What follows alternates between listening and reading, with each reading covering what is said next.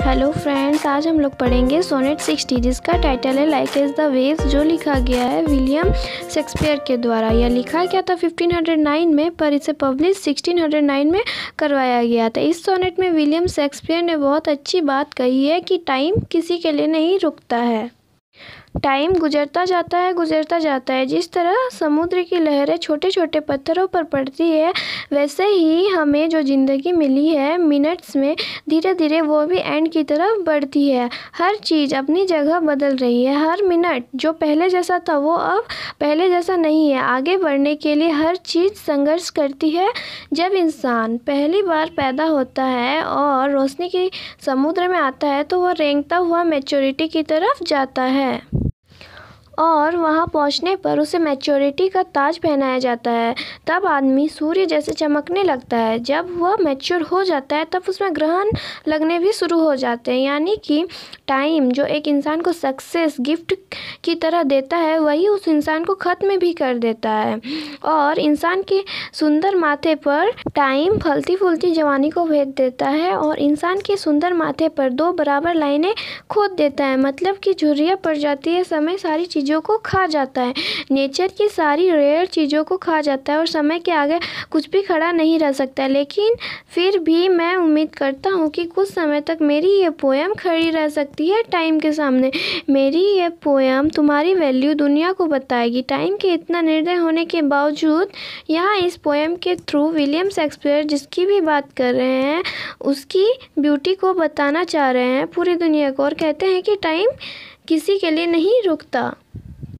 अब आता है इसका समरी। यह लिखा गया है 1590 में और पब्लिश 1609 में किया गया था। शेक्सपियरियन सोनेट में 3 क्वाड्रेंट और 1 कॉपलेट होते हैं और इसका rhyming scheme AB CD EF GG है और इसका थीम है the effect of time. William Shakespeare का जन्म 26 अप्रैल 1564 और डेथ 23 अप्रैल 1616 में हुई और उन्होंने 37 प्लेस के साथ 154 सोनेट्स भी लिखे थे। यह सोनेट 60 है 154 सोनेट्सों में, और यह सोनेट समय की प्रकृति के साथ डील करता है और यह पोएट की लवर के लिए लिखा गया है। इस सोनेट को सूरज के बर्थ और डेथ के द्वारा दिखाया गया है और जो बोला जा रहा है कि समय सबसे महत्वपूर्ण है। समय के कारण इंसान की खूबसूरती खत्म हो जाती है और मानव जीवन की तुलना उगते और डूबते सूरज के साथ किया जा रहा है।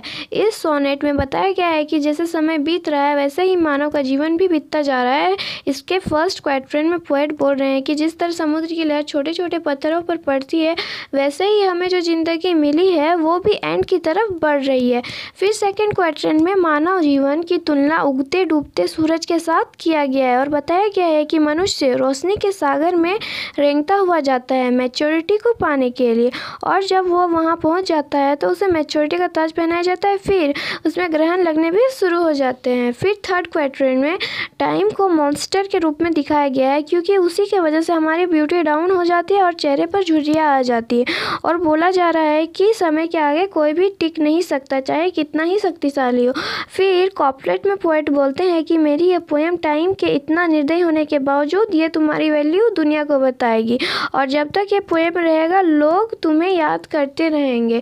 अब आता है कमेंट्री जिसमें बताया गया है कि यह पोएम बहुत ही अच्छे तरीके से बनाया गया है और क्वाड्रेंट कॉपलेट के कारण यह एक शेक्सपियरियन सोनेट है। सारे क्वाड्रेंट में मेटाफोर का यूज़ किया गया है और मानव जीवन तथा लहरें और बीच, मतलब कि सारी चीज़ें हर मिनट संघर्ष करती है। हर मिनट अब पिछले जैसा नहीं है। सेकेंड क्वाड्रेंट में 2 चीज़ें दिखाई गई है, पैसेज ऑफ टाइम और पैसेज ऑफ ह्यूमन लाइफ।